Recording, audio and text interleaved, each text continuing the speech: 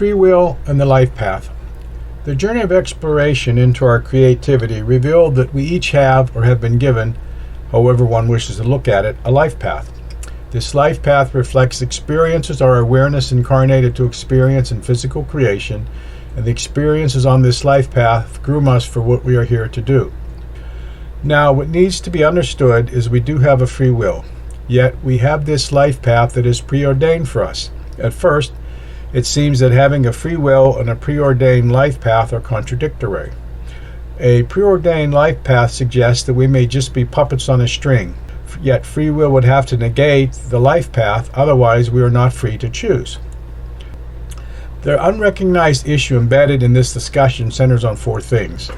One is our awareness that is localized in the human body is a creator and is free to create whatever it wishes.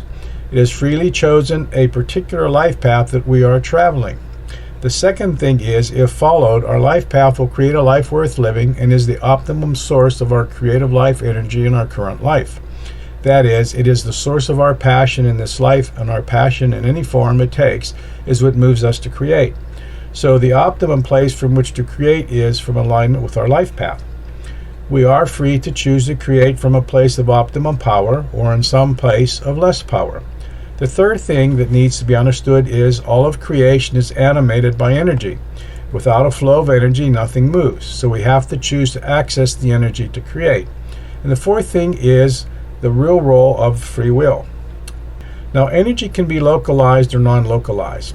All this really means is the energy can be in a particular form or formless. This formless is often seen as a void, the nothingness out of which creation arises, and similar type expressions. But any particular energy permeates all of creation. This may be a little hard to fathom or understand because as humans we tend to think the energy giving rise to any form is totally within that form. For example, we see a ball as a solid object. We assume all of its energy is in that form and the boundaries of that ball. Yet, from quantum mechanics, we come to understand a portion of the energy within that ball permeates all of creation, as minuscule as it may be. What this means is our energy as a human being permeates all of creation, as does the energy of any other human being and any other object in creation. The human experience tends to have us believe our energy is totally localized within our being, so we normally do not pay attention to the fact that this is not true. Yet, whether or not you believe in the reported phenomena of the psychic abilities of humans, the staying power of astrology to predict physical events, stories of magic, remote healing, and the like, all arises from the fact that the energy of any object permeates all of creation.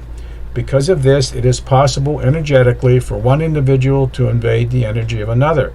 Normally, the focus of our attention and awareness is too diffuse, distracted, or not recognized to be able to do this. But it is an ability to evade the energy of another that we have been given the gift of free will. Although most use their free will to pursue what our mind wants, for whatever reason our mind wants it, the main purpose of free will is to say no to what does not serve us. Free will is actually a gift that we've been given to protect us and our uniqueness. The most important lesson we can learn in life is to learn what serves and does not serve us to create a life worth living and to experience a fullness within our being. We need to recognize a big part of the human game, if not a huge part of it, is other people trying to get us to do what they want us to do. In general, if what they ask us serves us in some way, then there is no issue. It is easy to say yes. However, if what they ask does not serve us, we need to learn to say no. But we cannot say no if we do not know what does and does not serve us and our life path. We have to learn to discern what is true for us and say no to what is not true for us. We need to learn to live and choose to do what serves us and pay attention to what we feel. In doing so, we can sense when we are not being served. We can say no to what is occurring and choose to create something that serves us, where we protect the essence of who we are.